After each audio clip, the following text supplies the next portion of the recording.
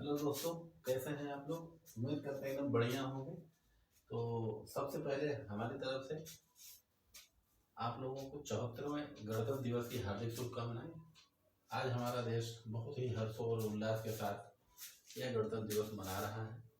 ठीक है, तो आप लोग भी इंजॉय किए होंगे आज। तो दोस्तों, हम लोग इसके पहले बात किए थे कि ओपन सिस्टम और क्लोज सिस्टम हमने पढ़ना स्टार्ट किया था, ठीक, जिसे हम लोग टाइप्स ऑफ सिस्टम कहते हैं।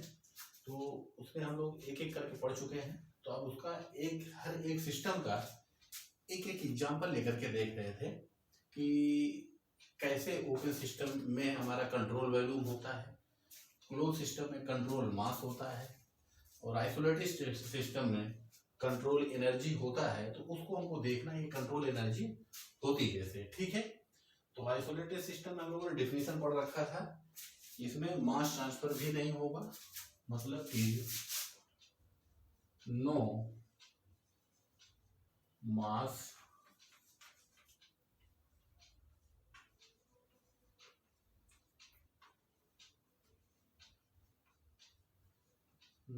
Transfer and no energy transfer.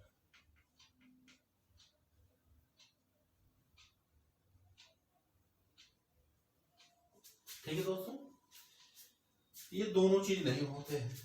तो इसका एक एग्जांपल हम लोग देखे थे, थर्मोफ्लास्क। इसके दो एग्जांपल होते हैं, थर्मोफ्लास्क और यूनिवर्स।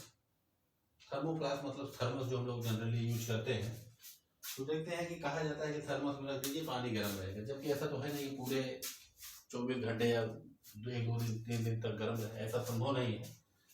ठीक है, लेकिन एक उस कंडीशन को फुलफिल करता है, इसलिए हम लोग थर्मोफ्लास्क को आइसोलेटेड कैटेगरी में लेते हैं। न तो हीट अंदर जाएगी, न तो अंदर वाली हीट बाहर जाएगी, ये मान लिया जाता है। और दूसरा एग्जांपल है हमारा यूनिवर्स। ठीक है, सिस्टम प्लस सराउंडिंग यूनिवर्स को कहा गया आइसोलेटेड सिस्टम का एक एग्जांपल है। ठीक है, तो यहाँ पर हम लोग थर्मोप्लास्ट का एक हल्का सा ऐसे डायग्राम बना लेते हैं।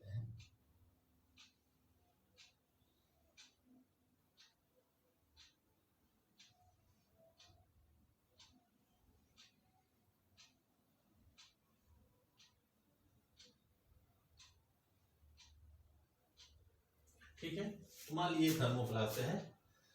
अब इसके अंदर जो भी मटेरियल लगाएंगे तो इंसुलेटेड बनाने की कोशिश किया गया है। अब इसके अंदर कोई लिक्विड रखा गया है। हमने कहा मान लीजिए कि हॉट वाटर या चाय रख दी गई है गर्म करके।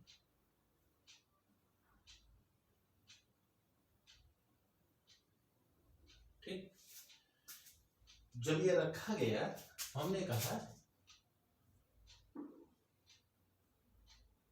इनिशियल वैल्यू ये V1 है। ठीक, और उसके बाद इसमें हीट सप्लाई किया गया, हीट QS मतलब हीट सप्लाई किया गया। ठीक है, क्यू हीट को हम लोग क्यू से डिनोट करते हैं, एस मतलब सप्लाई। इसमें हीट सप्लाई किया गया, उसके बाद आयतन मान लेते हैं V2 है। क्योंकि ये डिफिनीशन हम लोग देख चुके हैं कि no mass transfer and no energy transfer, मतलब एनर्जी ट्रांसफर मतलब हीट ट्रांसफर भी नहीं होगा। तो इसलिए ये क्या है, वॉल्यूम, ये भी वॉल्यूम है, वॉल्यूम बिफोर हीट सप्लाई, और ये क्या है, volume after heat supply. After heat supply दिखाई दे रहा है दोस्तों। ठीक है, इधर V1 है volume after before heat supply, और V2 है वॉल्यूम आफ्टर हीट सप्लाई। तो यहां से हम लोग रिजल्ट क्या निकल रहा है, volume before heat supply is equal to volume after heat supply. Volume before heat supply is equal to volume after heat supply. क्यों, क्योंकि ना तो हीट बाहर से हीट अंदर जाएगी और अंदर वाली हीट बाहर जाएगी, इसलिए क्यू का मान 0, मतलब V1 बराबर V2। तो अगर V1 बराबर V2 आ गया तो हम लोग इसको अगर डेल्टा V निकालें, मतलब चेंज इन वैल्यू dV निकालें, तो क्या आएगा V2 माइनस V1 बराबर 0, क्योंकि दोनों क्या है बराबर है, इसलिए वैल्यू 0 आ जाएगी।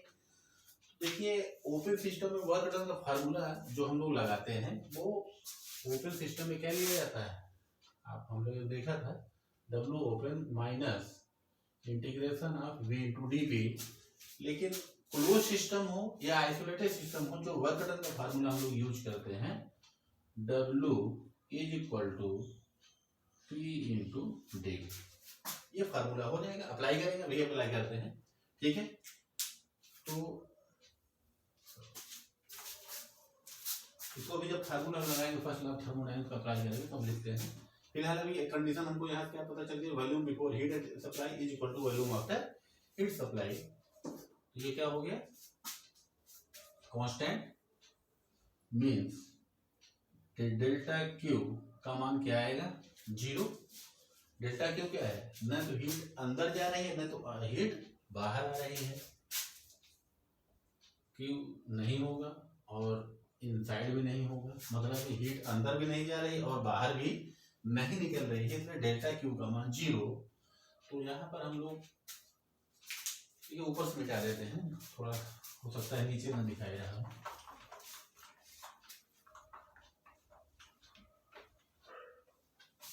तो हम लोगों ने लिख रखा था ये V1 क्या है, volume before heat supply, V2 क्या है, वॉल्यूम आफ्टर हीट सप्लाई।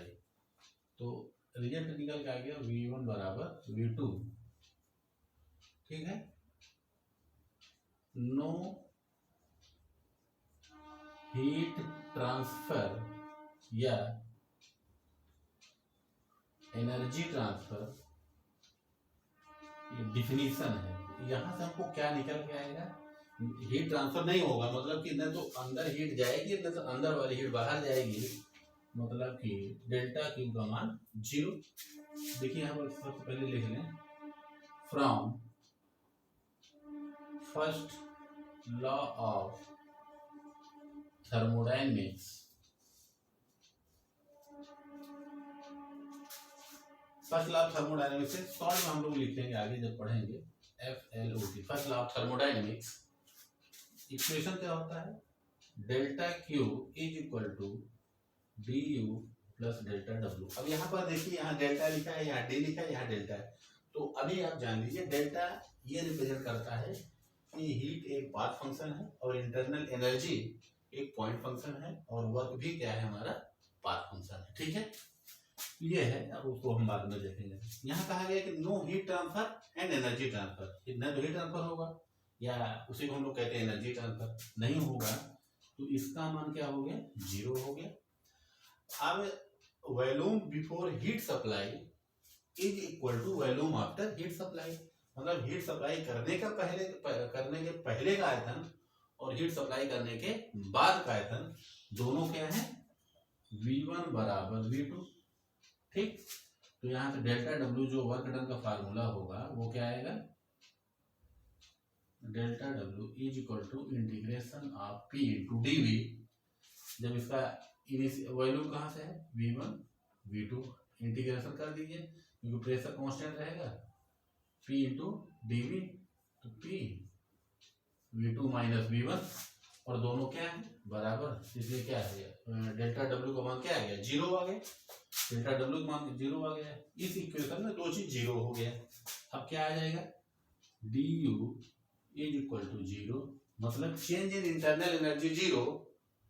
तो इंटरनल एनर्जी क्या रहा होगा, देखिए जब किसी चीज का चेंज निकालना है, जैसे हमने यहाँ कहा V1 बराबर V2, तो इसका चेंज निकालेंगे dV, तो क्या आएगा 0, चेंज इन इंटरनल एनर्जी 0। इसका मतलब कि U क्या रहा होगा, कांस्टेंट रहा होगा।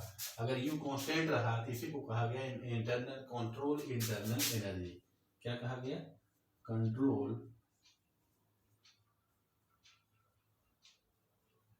Internal energy, control internal energy कहा गया, ठीक है।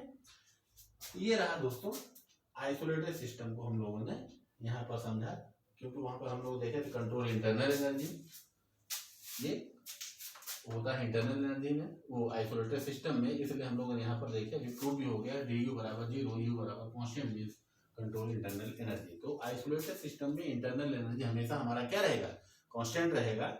क्यों? क्योंकि हम हीट सप्लाई करेंगे तो इसके अंदर कोई भी हीट एक्सचेंज नहीं होगा between system and surrounding, system और सराउंडिंग के बीच में कोई हीट एक्सचेंज नहीं होगा, इसलिए डी यू का मान 0, यू बराबर कॉन्स्टेंट। तो उम्मीद करते हैं ये टॉपिक समझ में आ गया दोस्तों।